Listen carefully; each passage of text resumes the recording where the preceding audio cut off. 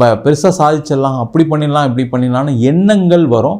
உங்கள் தசாபுத்தி சைடெலாம் நீங்கள் போய் மாட்டிப்பீங்க. அதனால் நீங்கள் என்ன பண்ணணும், இந்த காலகட்டத்தில் பிஸ்னஸை அழகாக க்ரோ பண்ணுங்கள்.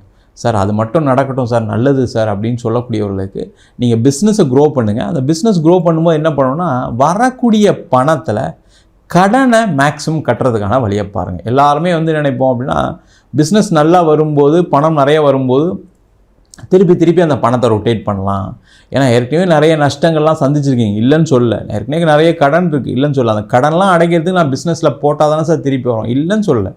ஆனால் மேஜராக கடனை அடைக்கிறதுக்கான வேலையை பாருங்கள். ஏன்னா நிறைய ரிஷபராசி என்பவர்கள் ஃபோன் பண்ணி சொல்கிறது என்னென்னா, கடன் மட்டும் இல்லாமல் இருக்கணும் சார் வாழ்க்கையில், அவ்வளோ பிரச்சனையை சந்திச்சிட்டேன் வாழ்க்கையில், கடந்த காலகட்டத்தில் அவமானம் பிரச்சனை எல்லாத்தையும் தாண்டி தான் வந்திருக்கேன் அப்படின்னு சொல்லக்கூடியவர்களுக்கு இது ஒரு பொன்னான காலகட்டம்.